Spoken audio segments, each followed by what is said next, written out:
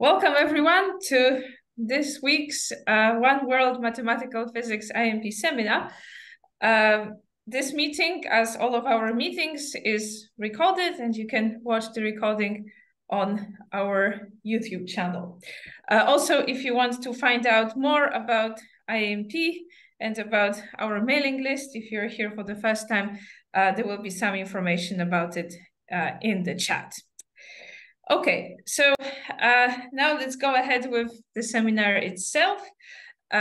It's my great pleasure today to introduce David Huse, who's going to talk about many-body localization. Please go ahead. Thank you. Okay, so this is a mathematical physics series, but this will be a theoretical physics talk. So if you're looking for rigorous mathematical physics results, you're going to be disappointed today. But the subject is one that I think is of a lot of interest to quite a few mathematical physicists. Many-body localization, which I'll tell you about, and where we are in some aspects of our understanding of this problem. Okay, so I put my email there. So, since given the format, not all questions will be answered, and some people will be watching this on a recording. So if you want to ask a question and it doesn't get answered today, just send me an email. Okay, so what is, I'm going to start with, what is many-body localization? And in fact, many-body localization is the problem that Phil Anderson was addressing in his original paper about Anderson localization. He was considering many interacting spins in a semiconductor and considering the spin-spin interactions, but ignoring the interactions with the other degrees of freedom in the semiconductor, and asking the question of, do these spins alone interacting with each other make a bath, which could explain the line widths that people were observing at that time, very early resonance experiments of spins in semiconductors. Okay, so what is many-body localization? It's Anderson localization of many interacting spins or particles or other degrees of freedom, not in the ground state, in highly excited states. And by highly excited, I mean states that are at thermodynamic conditions with non-zero entropy density. So if the system did thermalize, it would have a non-zero entropy density. And often in studying many-body localization, we just look at all states equally likely, which you can call infinite temperature. So if you have a lattice model with spins and upper band, both upper bound and lower bound on the energy, you can just go to infinite temperature and just look at typical states. And that's often what we do in the models we study. Okay, so this will be the quantum dynamics of a closed system. So I've drawn this little box at the bottom. No environment, so the hatch around means it's isolated from the environment, no external environment. And in our box, we have, let's say, n spins, and the dynamics is given by the Hamiltonian, whatever it is. And I say no external environment because one of the issues here is, does this system make an internal environment, right, that acts very much like an external environment? And so if it's many-body localized, it does not. And the dynamics of this Hamiltonian and these spins fail to produce a bath. The system is not a bath for itself or for its subsystems, and it does not go to thermal equilibrium. That's what many-body localization is. It's a type of failure of thermalization. Now, the opposite, since many-body localization is a failure of thermalization, the opposite of it is thermalization, which is when a closed quantum, well, we could talk about classical also, but we're only talking about quantum today, a closed quantum many-body system in the limit of a large system is a bath for itself and brings all its subsystems to thermal equilibrium with each other. That's what thermalization is. And many-body localization is failure to do that.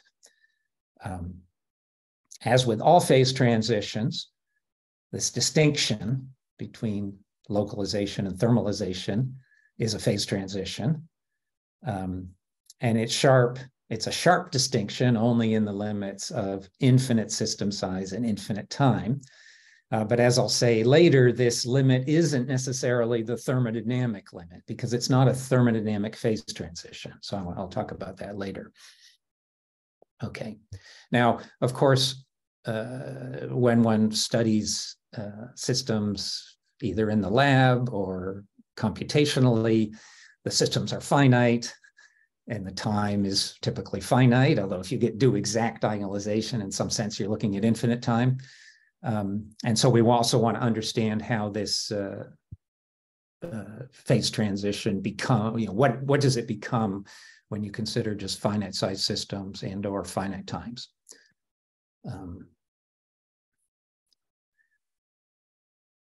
Okay, now, as many of you know, the single particle Anderson localization, just single particles in a random potential, no interactions, is mathematically proven. For example, famous paper of Froelich and Spencer.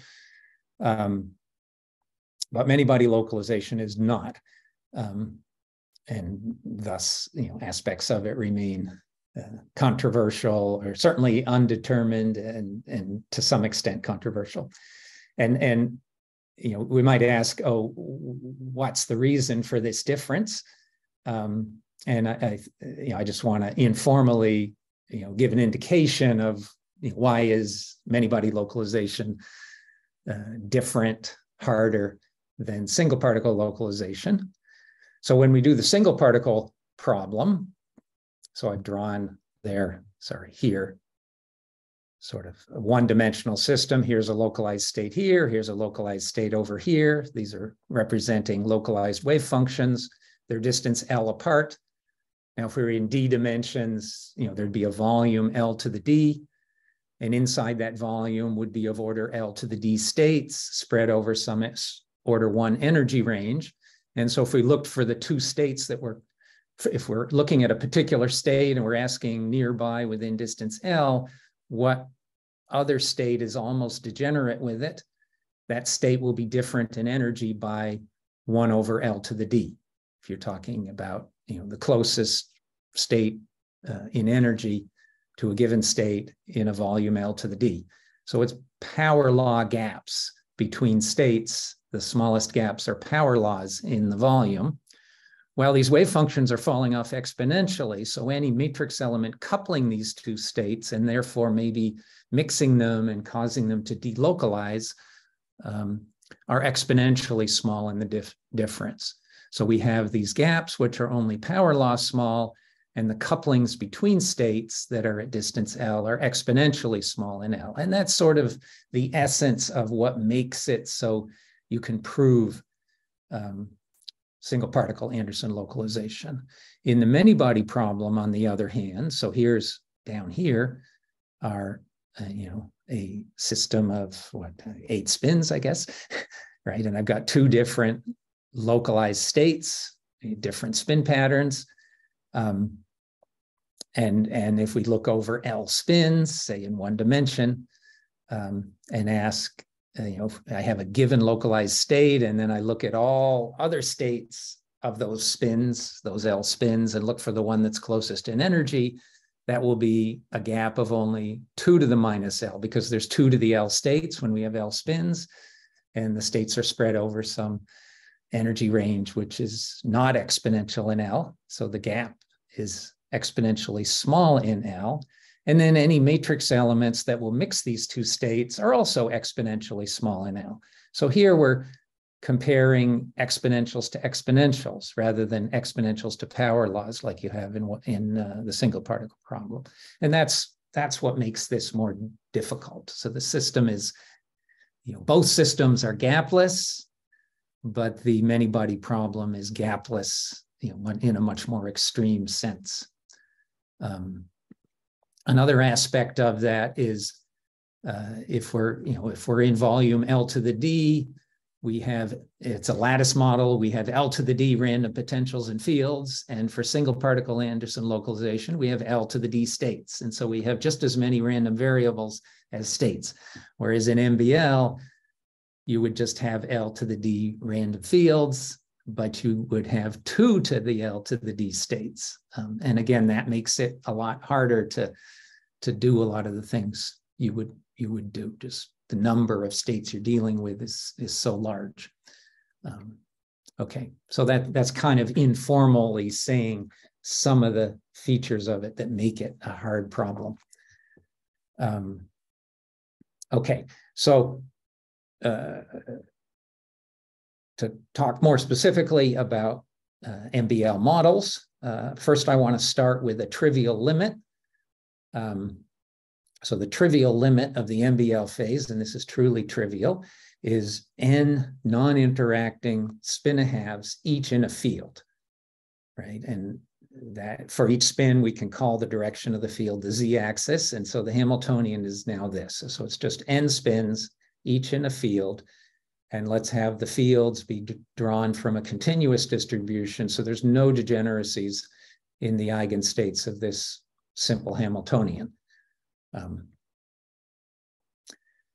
Just to keep things simple, and that will be the generic situation if you have a continuous distribution of fields. So think of these HNs as being just drawn IID from some distribution. Now this has a very simple structure, and one way of saying is it has n localized conserved operators, which are just the z components of the spin, right?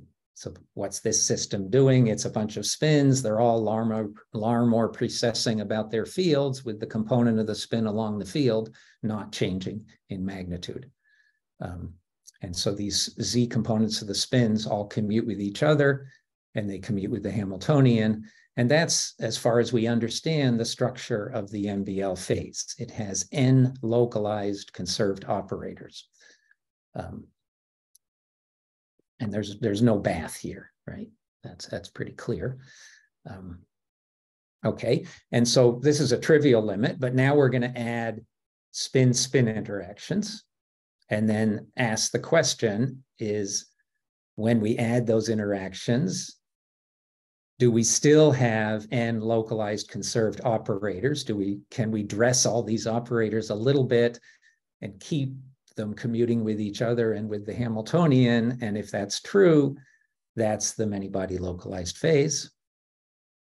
Or the alternative is, do the interactions destroy the MBL phase and cause the system to thermalize? And that's the thermal phase.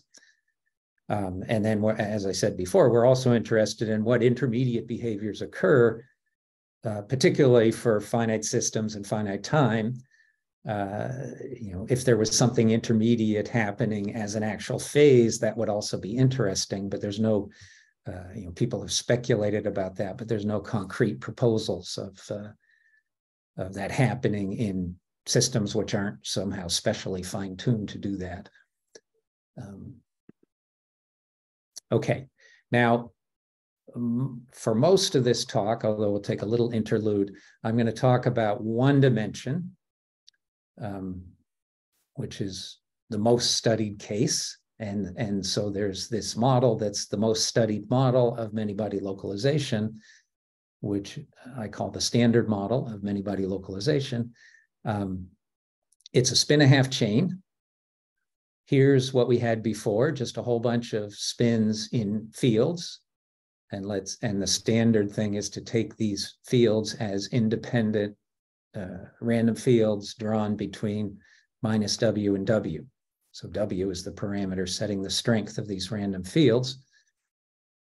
And then we turn on this interaction here, just a Heisenberg interaction. Not that that's particularly interesting interaction to add, but that's just what people have generally done, just to have a concrete model that a lot of people look at with a lot of different methods.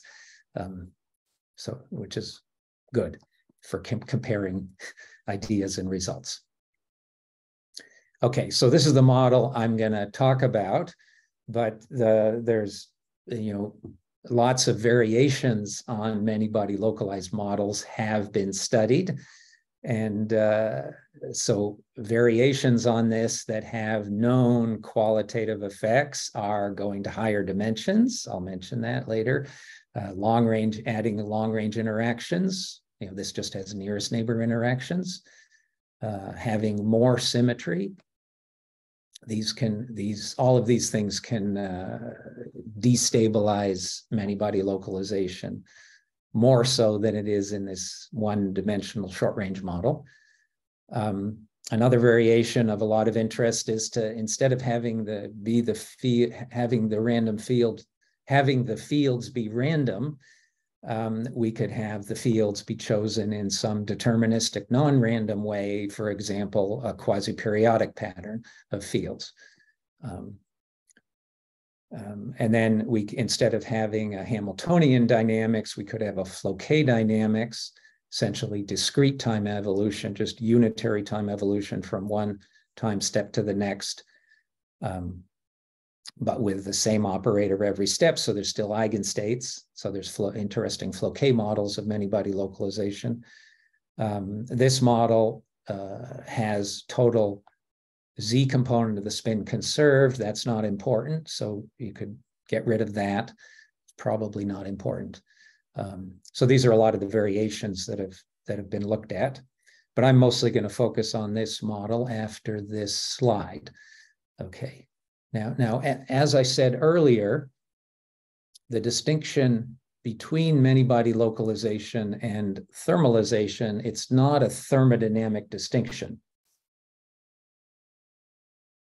This is generally true of Anderson localization. There's no thermodynamic signature of the phase transition at all. And we believe that that's true in many-body localization as well. It's a dynamical transition, right? It's only in the dynamics. It's not in the thermodynamics. And so in order to see this transition, to make it a sharp transition and well-defined, the distinction between these two phases and the phase transition, we need to take a large system limit, but that large system limit does not need to be the thermodynamic limit, right? Sometimes I call it the dynamic limit, which is specific to each particular model. What limit do I need to take to see the MBL phase and the thermal phase and the phase transition between them? And this is discussed, this aspect of the transition not being thermodynamic is discussed in a nice paper by Tikhonov and Merlin in 18, which is summarizing a lot of earlier work. And then we, with Sarayan Gopalakrishnan, we said a little bit more about it a year later. Now, in most cases, except this one special case of one dimension with short-range interactions, in order to see the phase transition, as you take the large system limit, you have to turn the interactions down and take them to zero. So you take this limit in a way where you're turning the interactions off as you take the large system limit. The interactions are going down either as a power of n or even slower. And so, and what's happening here is these interactions can be thermodynamically insignificant. So we take them to zero as n goes to infinity, and that makes them thermodynamically zero. But they can be dynamically very significant so that they can cause the system to thermalize without changing its thermodynamics away from the non-interacting system. And so you would have a phase diagram like this, where you have some, estimate of a critical point. It's not actually a critical point at any finite n, but you define a JC of n such that in the limit of n goes to infinity, it becomes a sharp phase transition. So remember, J is the interactions. And so you're turning the interactions off. JC of n is going to zero as n goes to infinity. But if you look at the ratio J over JC, you see an MBL phase and a thermal phase and a phase transition. And in these papers, we discuss how this JC of n, we and other people discuss how this JC of n goes to 0 in various cases. And this has been done on the level of theoretical physics, but I'm not aware that any of the mathematical physics efforts on MBL have really focused on organizing things this way and proving, some bounds on this JC of n, and maybe proving the MBL phase exists in at least one of these unusual non-thermodynamic limits. So then I'm sort of putting out there as a challenge, or maybe somebody has done something like that and I just haven't understood that's what they did. Okay.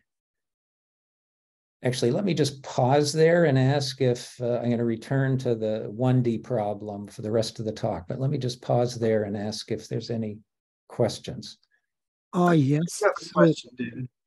Oh, Sure. go ahead. Yeah, please go ahead. Yeah.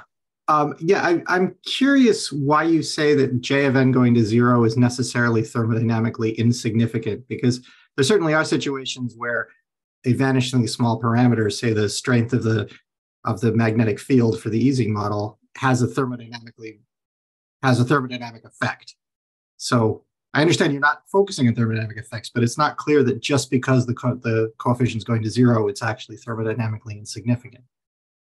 Yeah, you're absolutely right. If we were at low temperatures and there were thermodynamic phase transitions around, then we'd have to be more careful, right? Gotcha. Okay, I understand. Right. So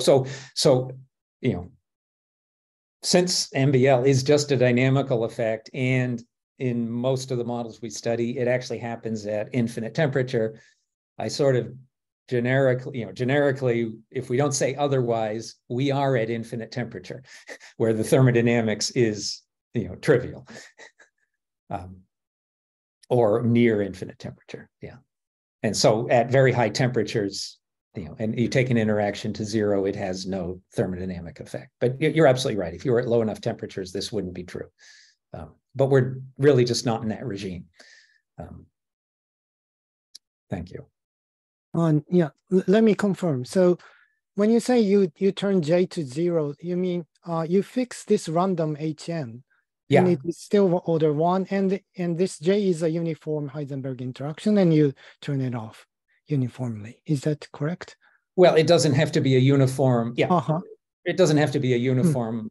I'm talking more generally. This is whatever interactions you do put. But yeah, if you consider the model I'm talking about here, of course, I can generalize this to higher dimensions. That could just be a nearest neighbor interaction. And it could be just a uniform Heisenberg. Yeah, the fields are order 1. And then you take J to 0 as you take the system to infinity. Okay, absolutely. Thanks. That's what I mean. Okay, and so, from these papers that I'm mentioning here, the story as we understand it now is that it's only for one dimension with very short range interactions, and I'll tell you later what I mean by very, it could be hoppings. It's only there that we would expect that this JC of n remains non-zero for n goes to infinity, so that the MBL phase actually would exist in the thermodynamic limit. Right, that's only expected for 1D with very short range interactions. Okay, so let's return to, how do I get rid of this thing at the top? There is a question in chat. Yeah, we don't see anything on the top. Yeah, there is a question. Okay, so it's just blocked for, okay, there it's better. It was just blocked for me. So there's a question in the chat. Does MBL mean that the system breaks down into several ergodic components and is no longer ergodic as a whole? Well, our understanding of MBL is it doesn't break into ergodic components.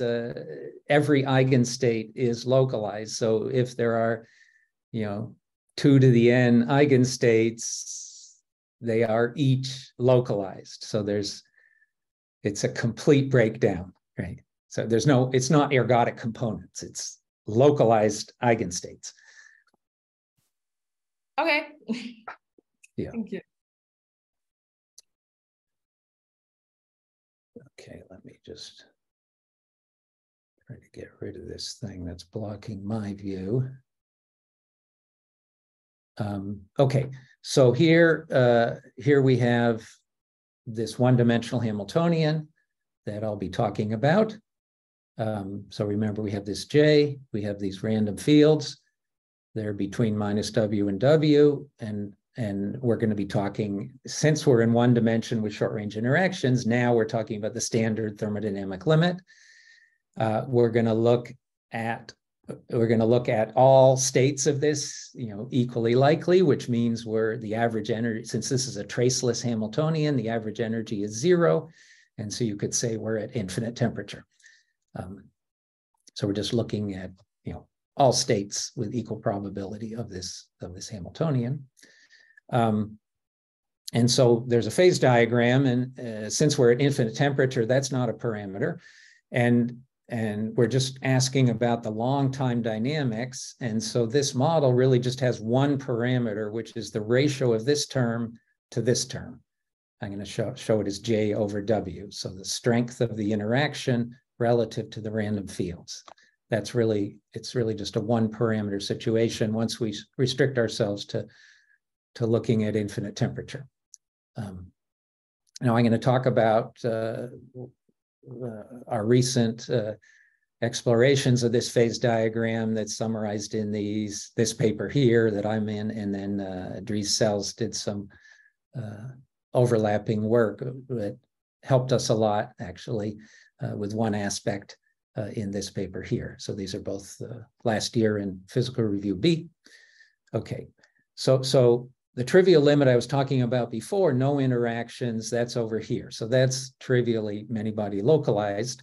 And then we turn up the interactions, and the situation as we understand it now is there's a many-body localized phase at some small value of the interaction, which we only have a upper bound on, numerical upper bound on. There's a phase transition.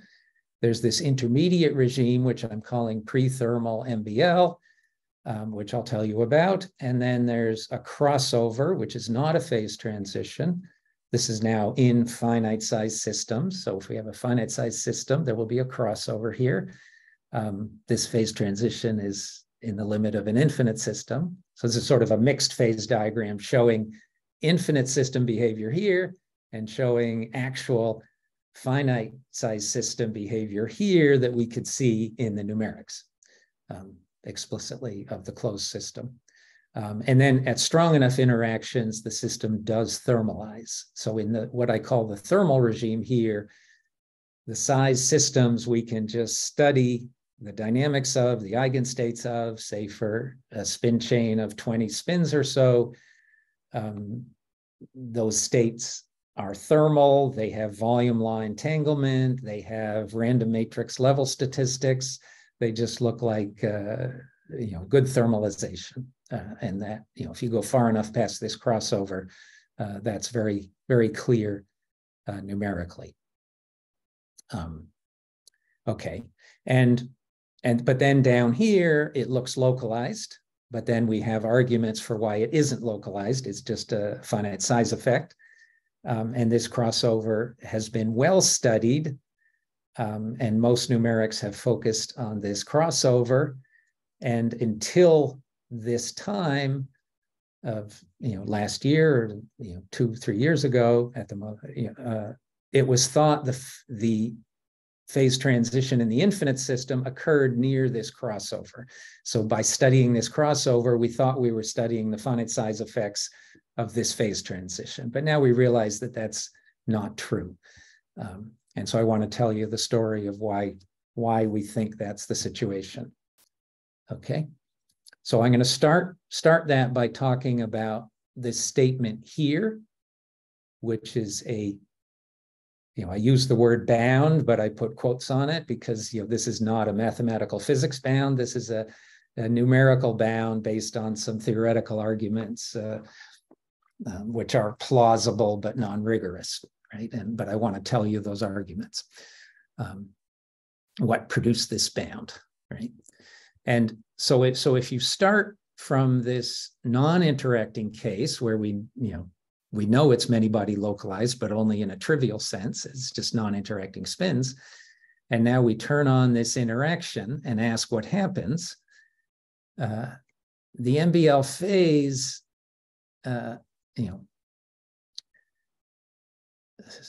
what's the right way of saying it? So thermalization is decoherence, right? The system is a bath for itself. It's destroying its quantum coherence, whereas Anderson localization is a coherent phenomenon. And decoherence always has the upper hand over coherence. And so the proper view of this, I think, is to view the many-body localized phase as very fragile and asking what are its instabilities. There is an instability. The first one that occurs that is theoretically understood is the one we call the avalanche. So when I say first known instability, I don't mean historically first. What I mean is as we turn up the interactions, it's the first one we know about that happens. Now, there might be another one that happens earlier that hasn't been understood, because none of this is rigorous, but we have this one that we do understand, and there's a good consensus on how it works, and we've learned how to estimate, not to estimate, to upper bound where it happens, okay? So this is the so-called avalanche, which was first well formulated by Wojciech Deruk and Francois Ouveniers, 17 here. Of course, they are mathematical physicists, but this is not a mathematical physics paper, really. Okay, so what's this avalanche, right? So remember, let me just back up. So we have this system with these random fields, right? So it's a spin chain, and we've got random fields and interactions. And when you have random fields and you have an infinite chain, any local pattern of those random fields will occur somewhere in that infinite chain, right? Right. So I've got this rare region here. So this line, this horizontal line here in the middle of my figure, that's now my sample, which is assumed to be infinitely long. So it's this infinitely long spin chain, right? And I'm not showing the spins except that one and that one. Okay. And then here between these parentheses in the middle is my rare region, which contains L spins. And those L spins happen to have all the same random field on them to within the precision of the interactions, right? And so in this region, the random field is just by chance, not very random. And so this region will be able to thermalize even if the interaction is weak. So we're considering the interaction is weak. So a typical region over here, so all the region to the right and all the region to the left is typical MBL region where everything's localized. But then we've got this little patch where just by chance, we have L spins in a row, which have pretty much the same field. And that region has a lot of dynamics because the spins can flip and the energy differences with spin flips. If I flip one down, if I have an up and a down spin and I flip-flop them, the energy change is very small. The matrix element is J, and it happens.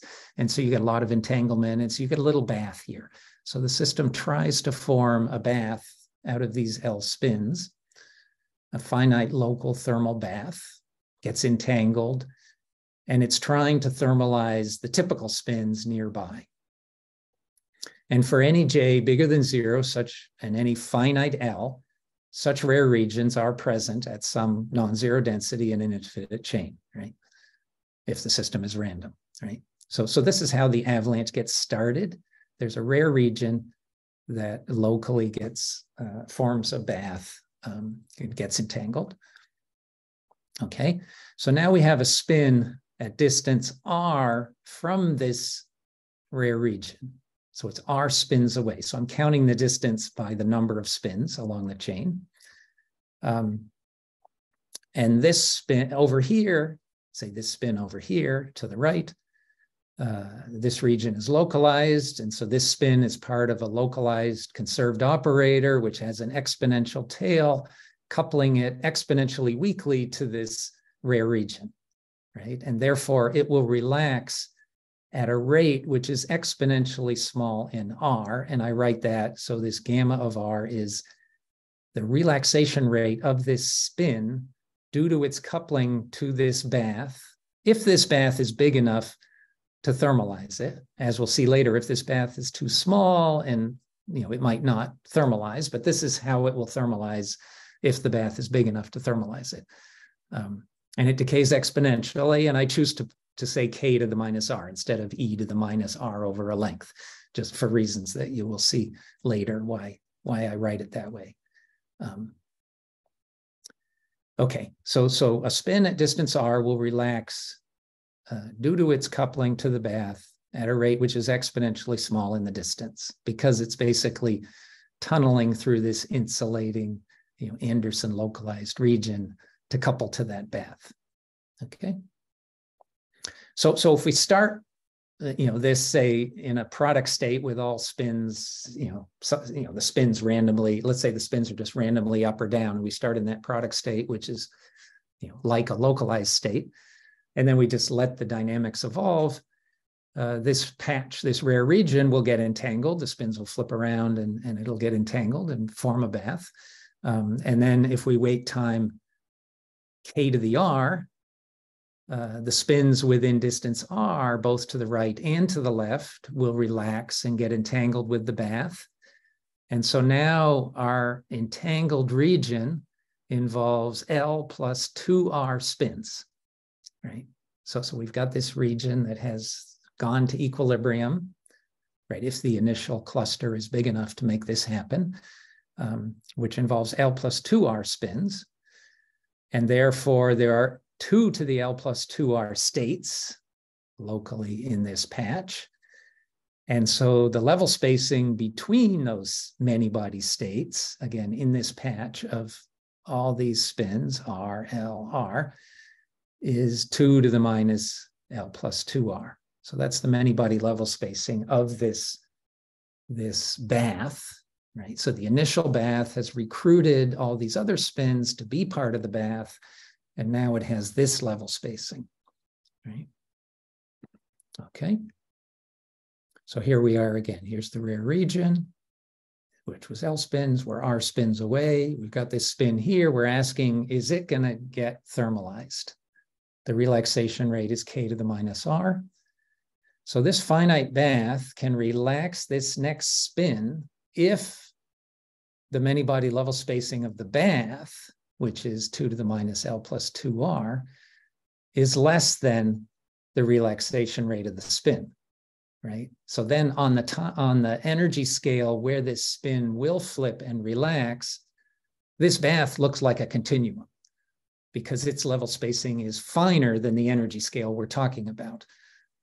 So we can use Fermi's golden rule and estimate its relaxation rate, and the spin will get entangled with it.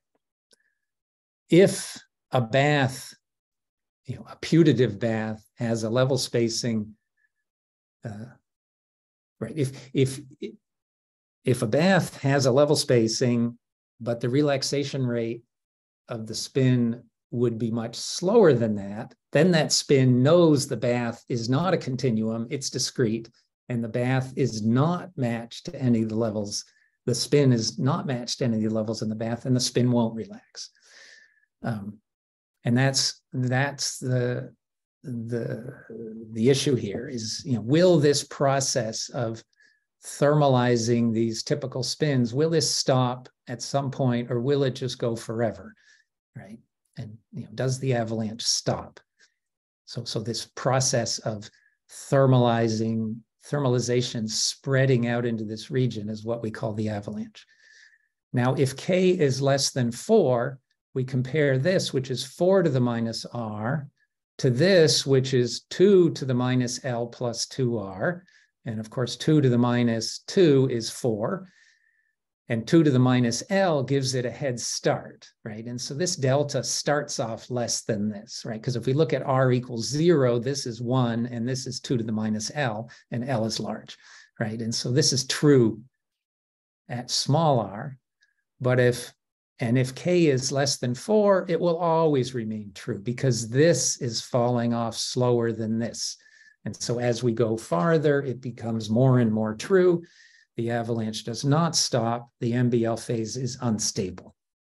So this is the instability of the MBL phase.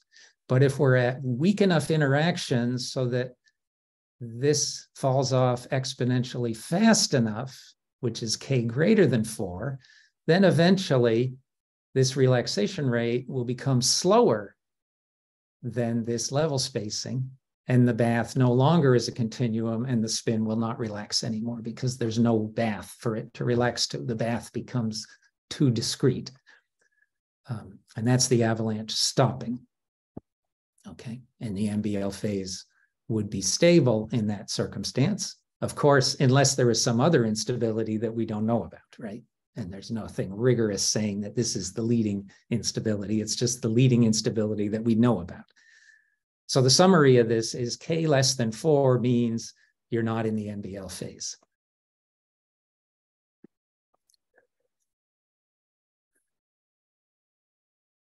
Just said that again here. So gamma goes K to the minus R is the relaxation rate of a spin at distance R from the bath. MBL phase is unstable for K less than 4.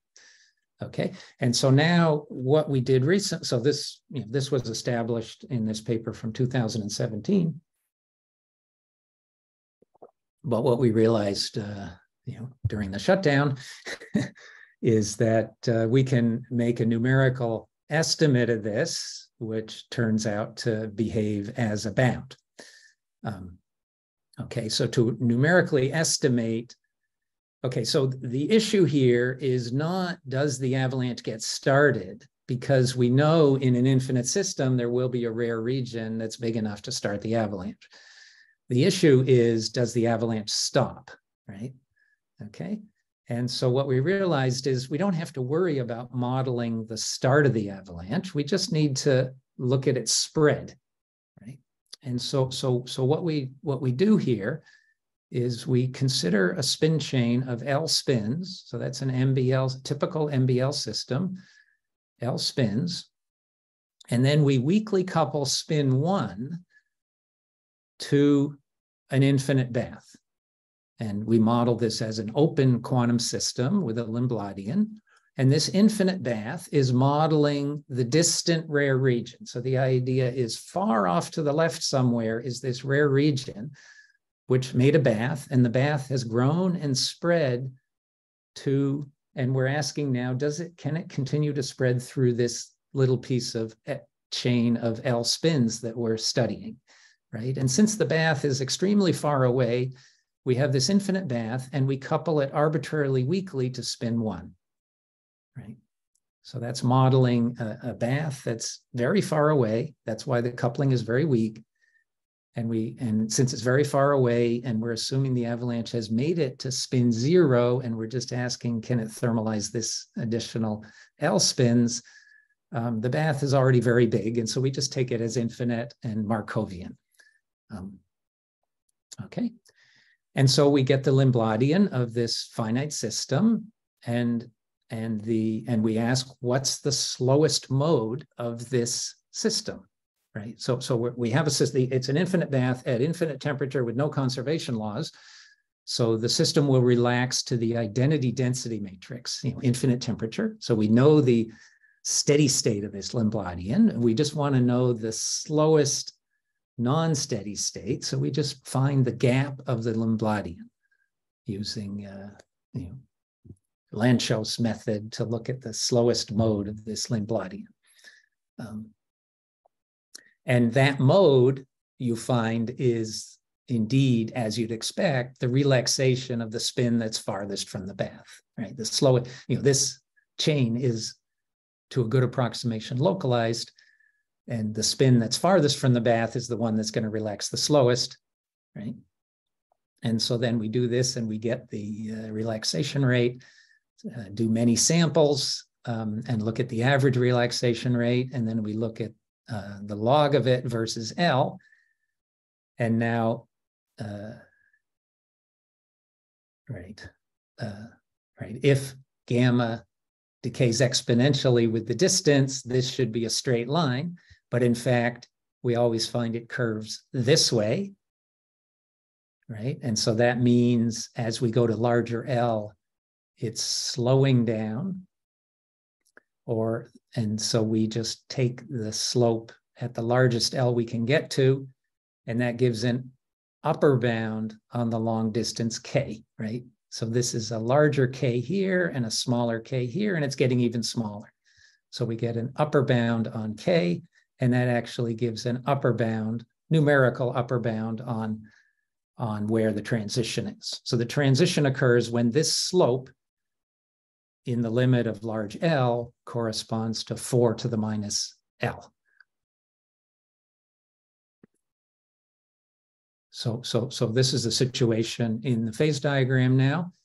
So when K is less than 4, we know the system is not in the MBL phase, okay? And then we use this analysis here to get a bound on K. So if we have an upper bound on K and that upper bound is less than 4, then we know K is less than 4.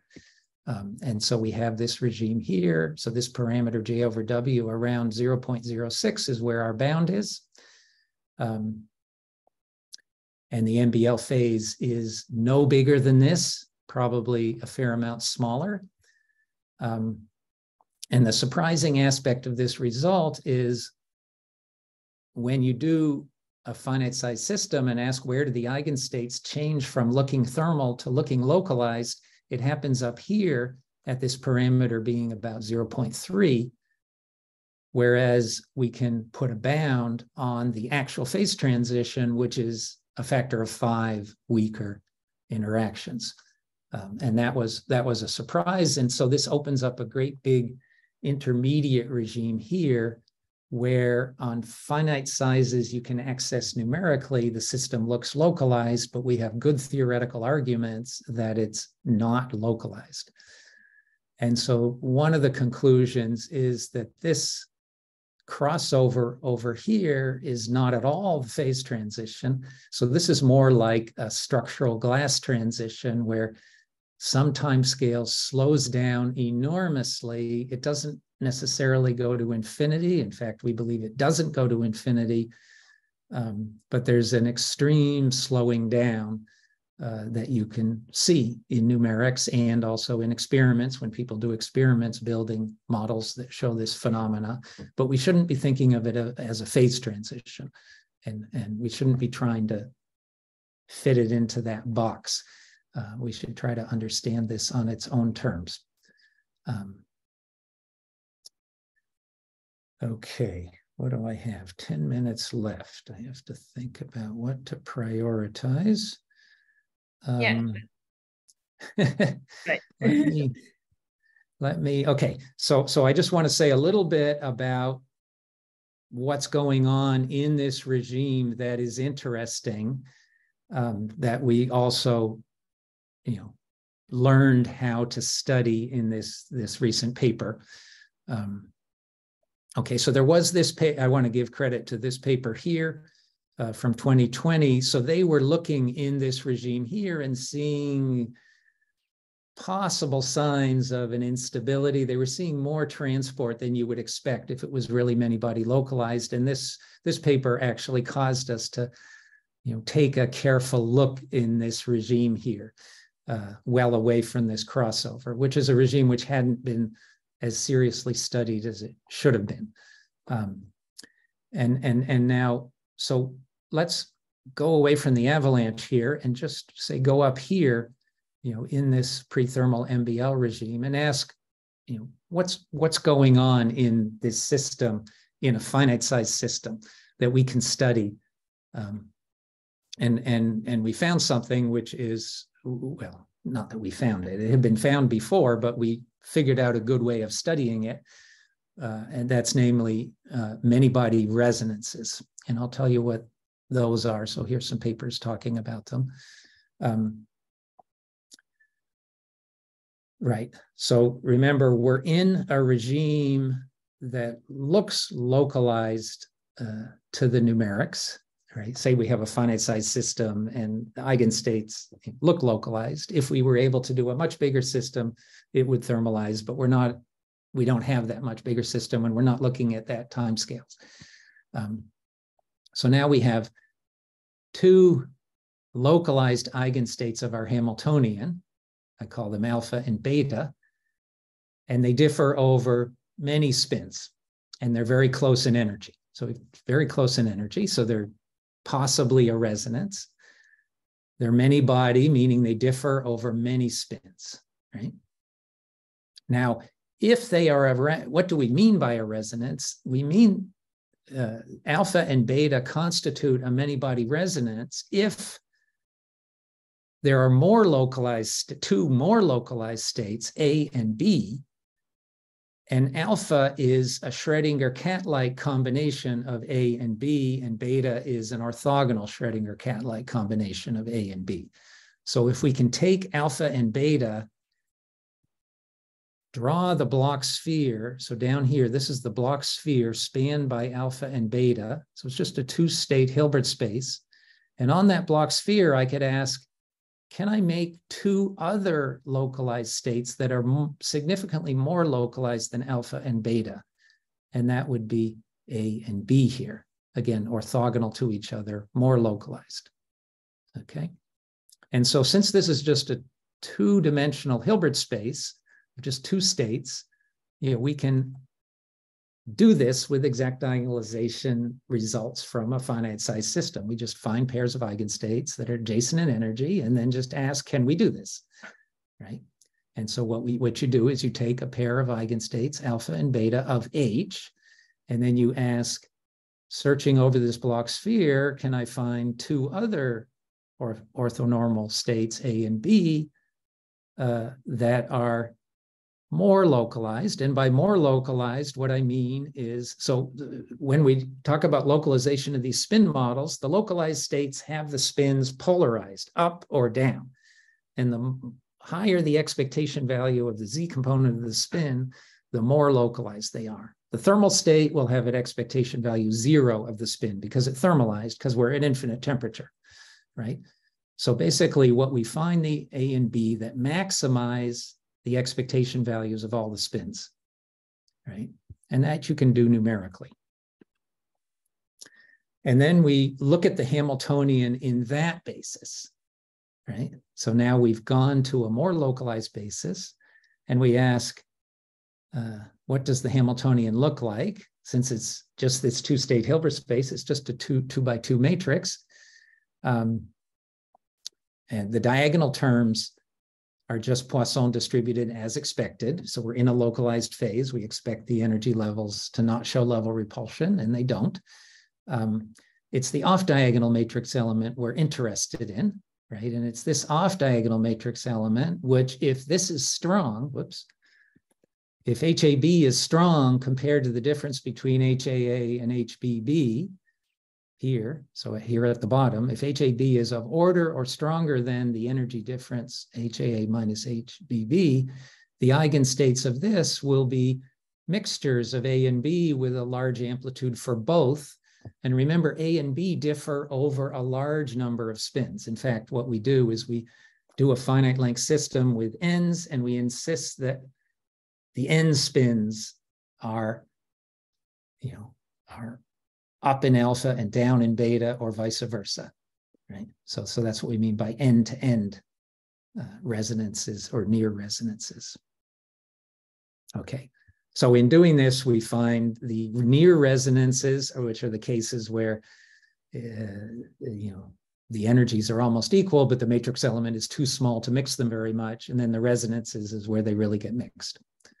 And this we can study, and the thing we find is that this off-diagonal matrix element, its logarithm has an enormously broad probability distribution. I didn't say that here, but this can be 6 orders of magnitude of breadth, okay? And so what you have is typical pairs of nearby eigenstates have this matrix element, which I call Q to the minus L. It's exponentially small in the distance. But then there's also the strongest resonances, which are the tail of this distribution, which are much more strongly coupled, many orders of magnitude more strongly coupled. So there's this Q here, which is the typical coupling that's trying to make a resonance. When Q is less than 2, as I go to larger systems, the resonances become more rare, because remember, the level spacing is 2 to the minus L, right? We have 2 to the L states, distance L. The energy differences are 2 to the minus L. If the off-diagonal matrix elements are falling off faster than that, the resonances become rarer as L increases. Whereas if Q is less than 2, the resonances become more common, and then you cross over to thermal regime. And this was understood by this nice paper, Crowley and Chandran, that I mentioned earlier. And so we end up with another feature in this phase diagram. So the prethermal MBL regime is Q greater than 2, which means this dotted line here separates it into a part where the resonances are becoming more rare as you go to larger system sizes within the numerically accessible size regime, although eventually the avalanche will destabilize it. But we can't really see that explicitly in the numerics on the closed system, only in the numerics on the open system. And then near the crossover here, actually what you find is Q is less than 2. And so the system is actually going towards thermalization just because the typical matrix elements to make these resonances are growing relative to the energy differences. They're small compared to the energy differences, but the trend with size is such that it's headed towards thermalization. And so that makes this crossover drift down as we go to larger L.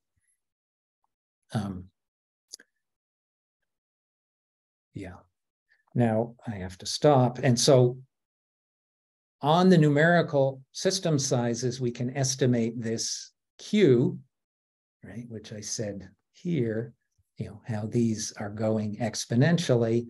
But we do expect that if you could study this carefully enough, which we haven't put enough effort into, this Q should renormalize so that there's really a Q of L, which flows and becomes smaller as you go to larger L, and eventually making the system thermalize even when we're down in this regime. So it's Q greater than 2, but as we go to larger L, it eventually drops below 2 and the system thermalizes. But that is just speculative, and we haven't even put together a good numerical evidence about that yet. So that's sort of where we are in our understanding of this phase diagram. So let me just summarize. So we have the phase diagram in this one-dimensional model really has got 2 separate features which really should be independently studied. There's the actual phase transition, which as far as we know involves the avalanche and occurs in a very weak coupling regime, which is really not accessible numerically to explicitly study this phase transition. You can only study it indirectly by the open system study that I told you about. And then the actual crossover from thermalization to apparent MBL that you see in numerics and in experiments, as far as we can tell, it's only a crossover. There's no phase transition here. It's like a glass transition. And it seems like the physics around here that's important is many-body resonances. And that's an aspect of this which needs more detailed study. Okay, so I'll stop there since my time is up. Any questions? Thank you so much for the very nice and interesting talk. Any questions? I should say any more questions because there were already some Margarita is raising hand. Oh, okay. Yeah, go ahead. No, I was just clapping, actually. Ah, okay. So it was a very, very nice talk. Very clear. I have a question. What are numerically accessible lengths now? Low 20s of spins. Okay. It sort of depends on what you're doing, right? If you don't want to get a lot of data, you can do maybe close to 25 spins. But the problem with that is, the physics of this, it's a lot about probability distributions. And so if you don't have a lot of samples and a lot of states, you don't learn so much. So the reality is, in order to get the really useful data for making progress on this, it's less than 20 spins. Okay. Because otherwise you wouldn't be able to generate good enough statistics to really draw confident conclusions. So we often do studies, it's just like 12 or 14 spins, just so we can just generate an enormous amount of data. And then if you see something that looks promising, then you push it up to larger values to see if it's robust. Actually, there was on that, there's actually a curious point here, which I skipped over. So when we did this open system study, you might have noticed down here, if you had a sharp eye, that I wrote 13 spins. And now that's a surprisingly small number. And that's because this relaxation rate is falling off initially much faster than 4 to the minus L, and ultimately near the transition 4 to the minus L. And 4 to the minus 13 is a pretty small number, and the actual relaxation rate was much smaller than that. So basically what happened is it went all the way down, the gap in the Lombardian went down to the point where it was smaller than double precision arithmetic on the computer.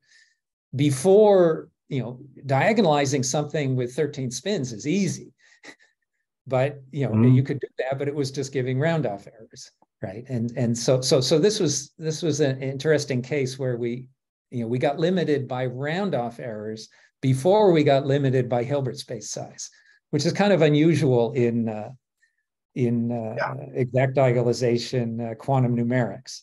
But it's because we're talking about such slow processes. These processes that are very weak interactions, they're extremely slow.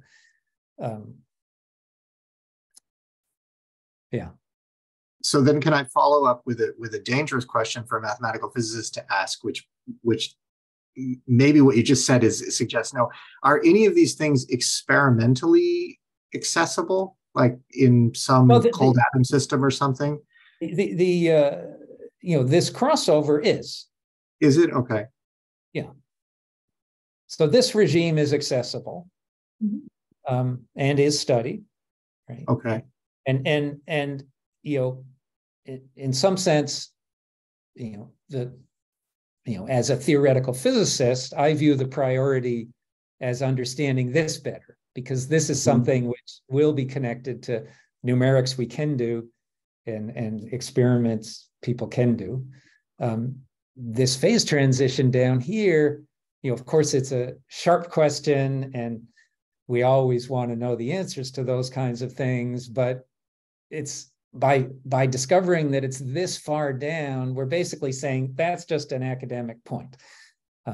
Of course, one that we really would like to resolve, but it's really not going to be relevant to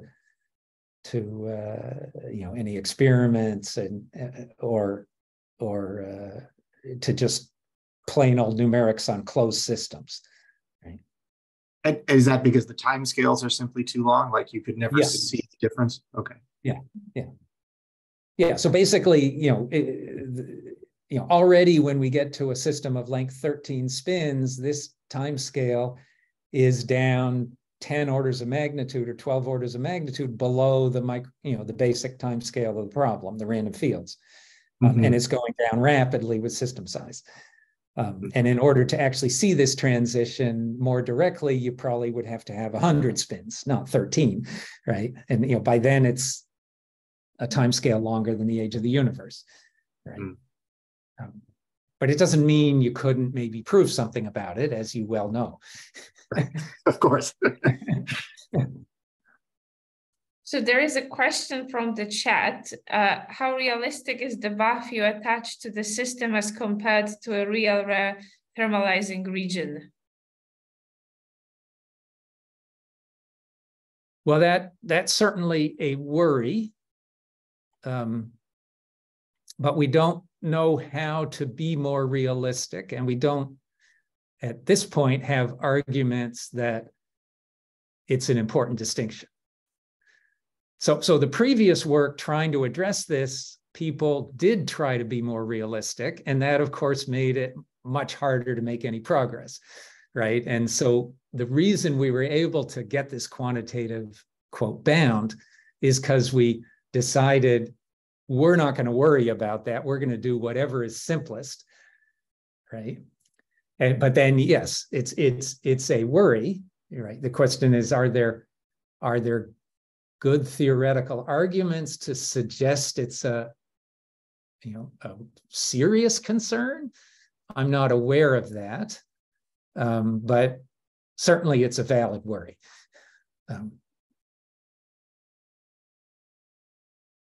Okay, any more questions? Yes. One quick question. Yeah. Sorry, Hal, go ahead. Okay. Yeah. So, well, you said you need like 100 spins in the age of the universe to observe this 0.06 transition. But why did you say? Do you have any reason saying 100? Is it? No. I was just.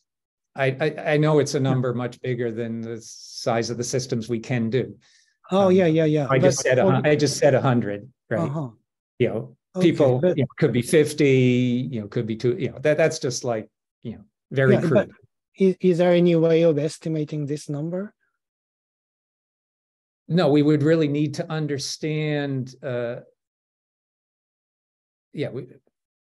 think we don't have the theoretical ideas to do that, right? So my suspicion is if we look in the middle of this prethermal MBL regime, physics that's going to cause it to eventually thermalize is something to do with the many-body resonances, and it's not really the avalanche, right? And we have to get past, we don't know that, right? So we really don't know that.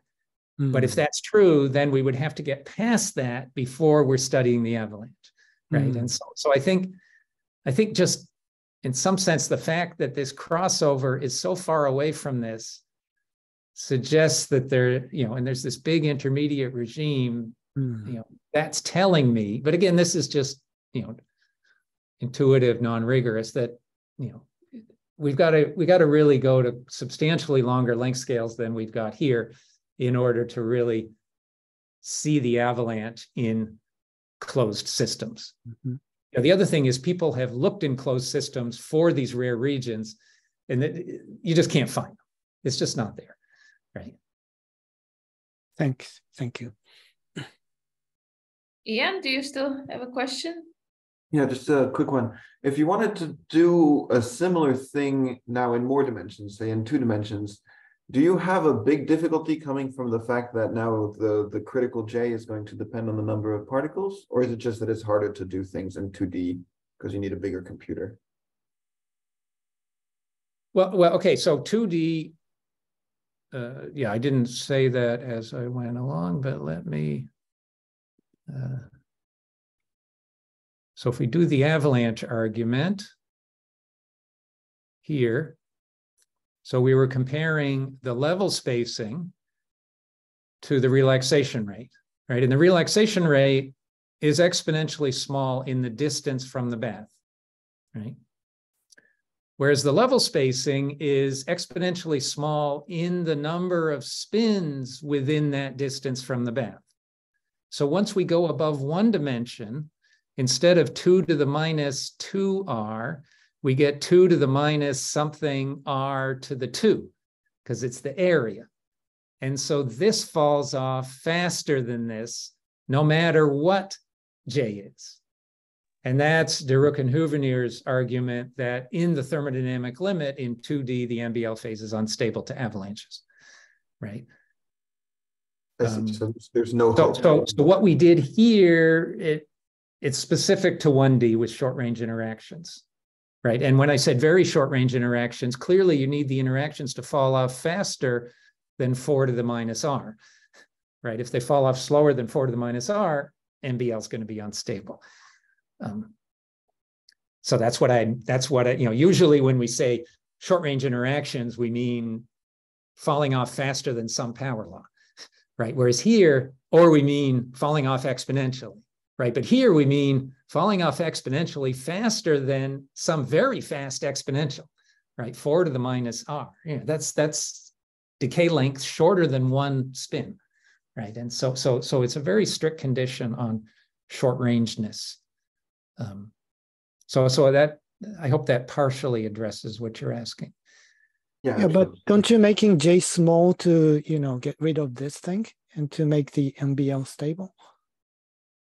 In 1D. In 2D. In 2D.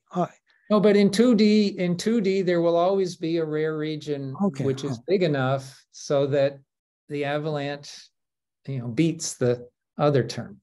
Whatever J is. If you keep J fixed, if you take the standard thermodynamic limit. Okay, yeah. But my question was in 2D. In this paper here with Gopalakrishnan, we discussed that. And so if you actually ask, let me just get rid of this thing, sorry. We don't see that. If you're in 2D, you ask what causes the phase transition. In 2D, it's the avalanche getting started. Once it gets started, and if we have a system with randomness and the avalanches will get started, they won't stop. So you have to estimate what do you have to do to prevent them from getting started. And that's what we do in this paper from 2019 with Gopalakrishnan. And for that, you need to take J to 0. It's slower than any power law. It's sort of an exponential of a power of a log. So like it would be interesting in 2D, say, which, this business of these non-thermodynamic limits, I think the easiest thing here, that might be provable would be these power law interactions, which are discussed in the Tikhonov and Merlin paper, where you take J to 0 as a power of the system size, and can you show that in that limit there's MBL? And I would guess some of those are, such a thing is probably provable if one really put your mind to it. I'd be interested to know, if that really is too hard to do, and it'd be interesting to find out, how well one can do that. And then with short-range interactions, whether you can do anything, I don't know. Somebody else had their hand up? Yeah, thank you. Go ahead. That would be me. So maybe on that point, just a bit more of a vague question. So I remember Merlin and some co-authors, they considered just the single particle Anderson model on like large random regular graphs as like as a toy model for MBL. Yeah. And they had some reasons for this. What do you have an understanding what's, two questions, like, do you think this is still reasonable with like given newer insights into MBL? And do you have an insight what these mechanisms would mean for this model, like the avalanches? What would this correspond to in this model? I think that approximation of just considering it equivalent to a random graph, it's throwing out it's really throwing out real space, right? The many-body problem has many degrees of freedom, and the Hilbert space is a tensor product Hilbert space over Hilbert spaces for each degree of freedom, right? And a tree or a random graph doesn't look like that at all, right? Yeah.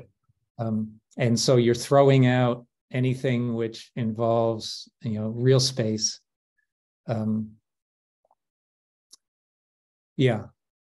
So I think I think that's so what do you maybe expect one of the questions would be, if you consider, say, long-range interaction models of the type they're talking about, which they model that way, can you prove that MBL survives, in at some limit, if you really treat it as a many-body problem, with the proper tensor product Hilbert space, and therefore show that approximation was safe for this.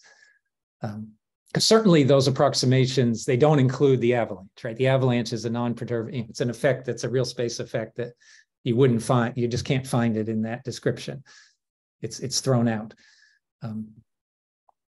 So there's a set of questions and models where that random regular graph picture, is okay for discussing MBL. And then there's another set of questions and models where it's thrown out an important piece of physics, right? And the answers are different, right? And exactly where that boundary is, I don't think we know.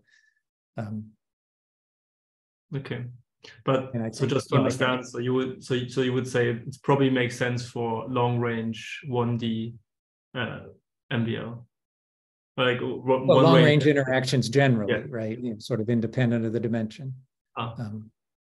Okay. Yeah. I think that certainly that's where it's likely to be valid, right? But it would be nice to really understand, where it breaks down. Yeah, thank you. Okay, any more questions? Okay, nothing for now. So let's thank the speaker again.